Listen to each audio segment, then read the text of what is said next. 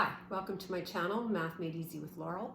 I'm Laurel, and in this video we're going to continue our discussion on functions.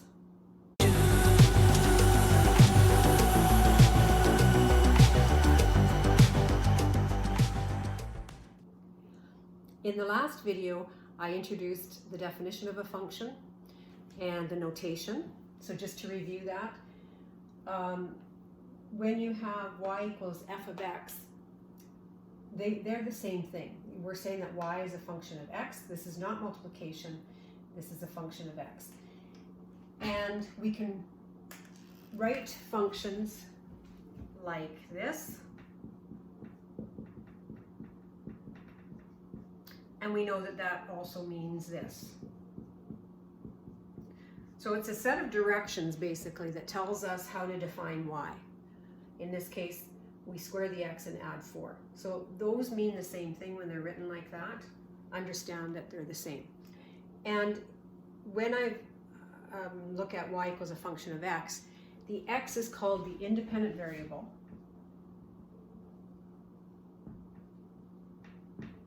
Y is called the dependent variable.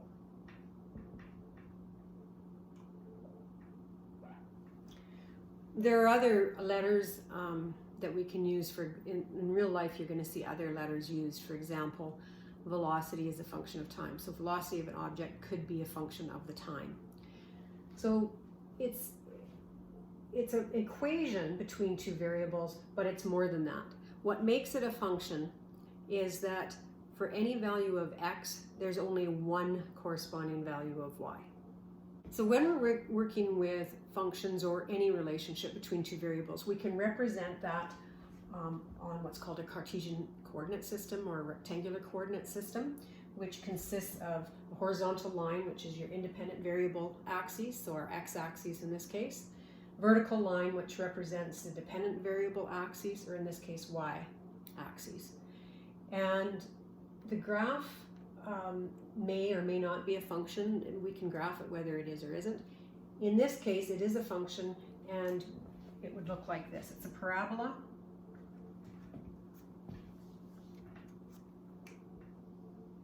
And we're going to talk more about quadratic functions in a video on quadratic functions, but this is what that would look like.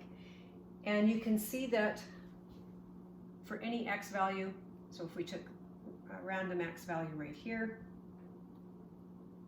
there's only one corresponding y value.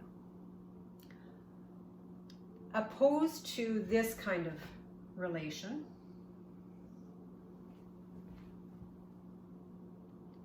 that is a relationship between x and y, but if we looked at a random x value here,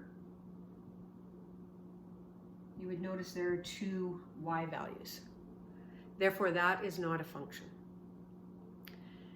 And many people say, does it pass the vertical line test? And what that means is if you were to draw a vertical line through the graph at any point, would it intersect the graph in more than one point?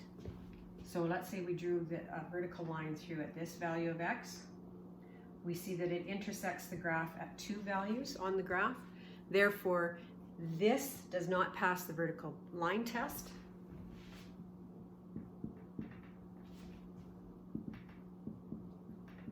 And if it doesn't pass the vertical line test, it's not a function. This would pass a vertical line test because I could draw a vertical line through any value of x and it would only touch the graph at one point. So hopefully that makes a little bit more sense. One other way that I see it defined quite often is for every input, which is the value of the independent variable, for every input, there's only one output. It goes through, a series of however it's defined, and then you only get one output. That is what makes it a function. All right, hopefully that makes sense. I want to talk about domain and range of functions because you'll often be asked to find those. So let's take a look at that next. All right, let's talk about the domain and the range of a function. Domain is simply the possible values for your independent variable. And range is the possible values for your dependent variable. Let's look at what that actually means. I'm going to do these three examples to help illustrate what that means. we'll look at y equals x squared plus 1 first of all. If I were to draw that, it would be a parabola whose vertex is at this point right here where the y value is equal to 1. I can look at this graph and see that it's solid, like it's continuous, it's solid. There's no restrictions. It doesn't look like there's, for every value of x, I mean, this just keeps going this direction, this just keeps going in that direction. There's a definition of y for all values of x. There's no restrictions on x. X can be anything. It can be positive, negative, 0, fractional, whatever. So we would say the domain is all real numbers. So x can be anything. There is a proper way of writing domain and range, either using set notation or interval notation. I'm not going to talk about that in this video. I'm just going to use words. Set and interval notation will be another video. All right. Now to find the range, really you need to look at the graph. So the range is what can y be. If you take a look at this graph, y can be anything as long as it's greater than 1 or equal to 1. So we'll say that the range is y is greater than or equal to 1. So for that function, those are the domain and range values. And I want to point out that for any polynomial function,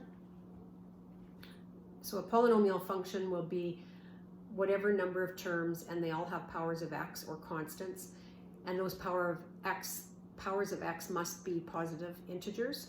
So you can't have negative or fractional.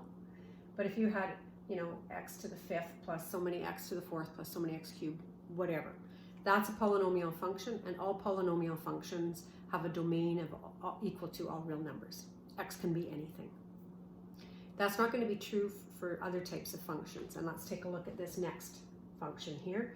This would be called a reciprocal function, and if we were to draw the graph of it, the graph would look like this.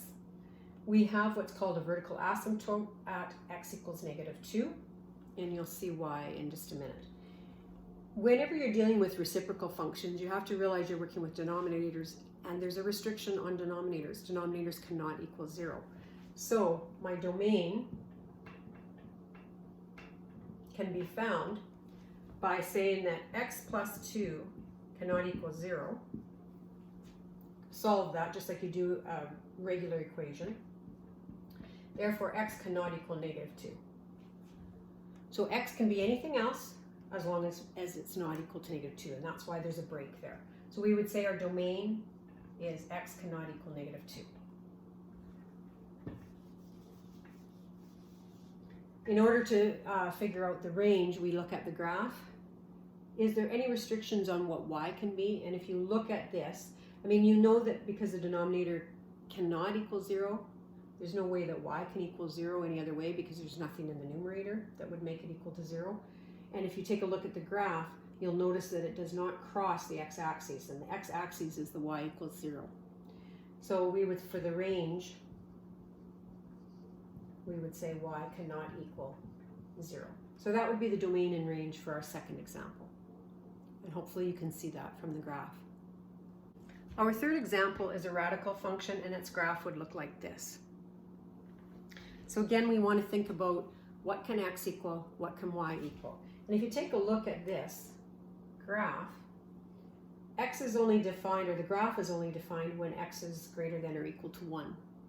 And that's because when you have an even root, so a square root or a fourth root or a sixth root, this has to be greater than or equal to 0. It can't be negative because that's not a real number.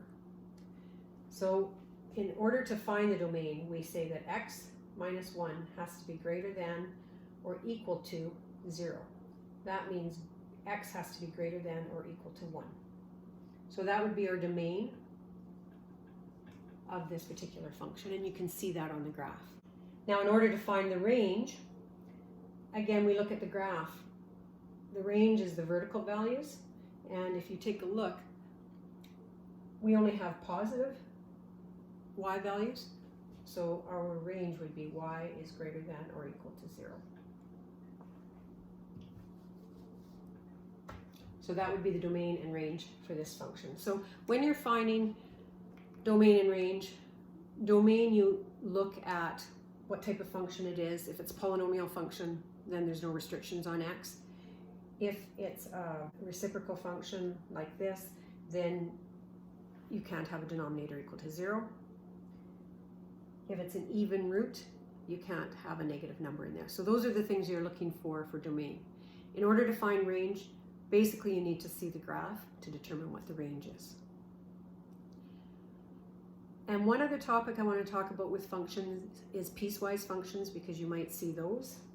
A piecewise function is defined as, a function will be defined in pieces, and it will be defined as different functions depending on the value of x. So the notation that you'll see is f of x. So function of x is defined as this parentheses, and then you might have 2 or 3 or more parts to it, depending on the question or the example. I'm just going to do 2 parts. So it could be defined as 3x minus 2 for values of x less than 1. So that's just a linear function. So any values of x less than 1, we define where we find our y value based on this definition or this function. If x is greater than or equal to 1, then our function is defined as x squared plus 1, which is a parabola. If we were to draw this piecewise function, it would look like a straight line for values up to x equals 1, but not including that. So I would draw that line.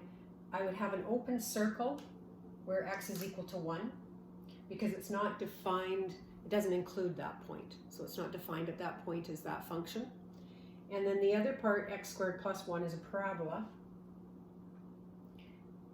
that starts when x equals 1, so it would have a closed circle and continues on from there. So that would be an example of a graph of a piecewise function. So you might see piecewise functions, understand what they mean, and it's just they're defined as different functions depending on the value of x. So that covers functions. Get comfortable with the notation, get comfortable with evaluating functions, and you're going to see functions over and over again, and you're going to see function notation quite a bit, so it is something that you want to be very comfortable with. Anyway, practice, and we will see you on the next video. Take care.